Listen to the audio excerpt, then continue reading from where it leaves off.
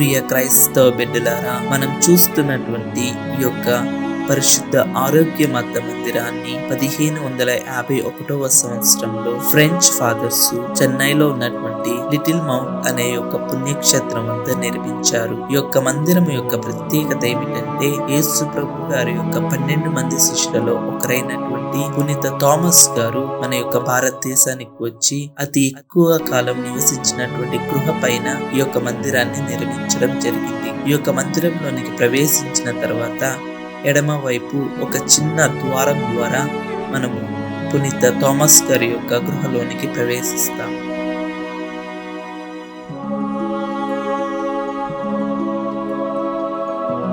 ఈ యొక్క గృహలో పునీత థామస్ గారి యొక్క చేతి గుర్తులను, అదే విధంగా ఒక చిన్న కిటికీ మార్గాన్ని మనం చూడవచ్చు.